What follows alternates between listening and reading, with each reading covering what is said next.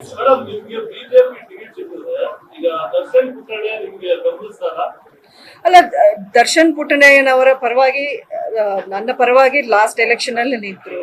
ಈ ಎಲೆಕ್ಷನ್ ಅಲ್ಲೂ ನಾನು ಪ್ರತ್ಯಕ್ಷವಾಗಿ ಹೋಗದೆ ಇದ್ರು ಅವ್ರಿಗೆ ನಾನು ಬೆಂಬಲ ಕೊಟ್ಟಿದ್ದೀನಿ ಅನ್ನೋದು ನಾನು ಮುಚ್ಚಿಟ್ಟಿಲ್ಲ. ಅವ್ರ ಪರವಾಗಿ ನನ್ನ ಹೇಳಿಕೆ ಇರ್ಬೋದು, ನಮ್ಮ ಬೆಂಬಲಿಗರು ಅವ್ರ ಪರವಾಗಿ ಕೆಲಸ ಮಾಡಿದ್ರು. ಖಂಡಿತ ನಾನು ಕೇಳ್ತೀನಿ, ಈ ಎಲೆಕ್ಷನ್ ಅಲ್ಲಿ ನನ್ನ ಪರವಾಗಿ ನಿಮ್ಮ ಪಕ್ಷ ವರ್ಕ್ ಮಾಡಿ ಅನ್ನೋ ಮಾತನ್ನ ಅವ್ರು ಕೇಳ್ತೀನಿ. ಬಿಟ್ಟಿದ್ದು ಅವ್ರಿಗೆ ಅಲ್ವಾ.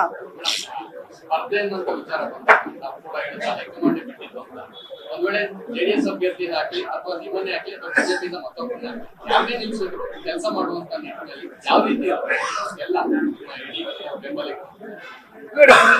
ಈಗಿರೋ ಒಂದು ಸನ್ನಿವೇಶದಲ್ಲಿ ಖಂಡಿತ ಬಿಜೆಪಿ ಮಂಡ್ಯ ಸೀಟ್ನ ಉಳಿಸ್ಕೊಳ್ಳೋದಾದ್ರೆ ಫಸ್ಟ್ ಪ್ರಯಾರಿಟಿ ನನಗೆ ಕೊಡ್ತಾರೆ ಅನ್ನೋ ನಂಬಿಕೆ ಅಂತೂ ನನಗಿದೆ. ಬಿಕಾಸ್ ನಾನು ಅವ್ರಿಗೆ ಸಪೋರ್ಟ್ ಕೊಟ್ಟಿದ್ದೀನಿ, ಹಾಲಿ ಸಂಸದೆಯಾಗಿ ನಾನಿದ್ದೀನಿ. ನನ್ನ ಎಲೆಕ್ಷನ್ ಅಲ್ಲಿ ಬಿಜೆಪಿ ಪಕ್ಷ ಖುದ್ದಾಗಿ ನರೇಂದ್ರ ಮೋದಿ ಅವರೇ ನನ್ನ ಪರವಾಗಿ ಕ್ಯಾಂಪೇನ್ ಮೈಸೂರಲ್ಲಿ ಮಾಡಿದ್ರು. ನಮ್ಮ ಹೆಸರನ್ನ ಉಲ್ಲೇಖಿಸಿ ಅವರು ಅಲ್ಲಿ ವೋಟನ್ನ ಕೇಳಿದ್ರು. ಸೊ ಇದೆಲ್ಲ ನೀವು ನೋಡಿದ್ರೆ ನಿಮ್ಗೆ ಅರ್ಥ ಆಗ್ಬೇಕು.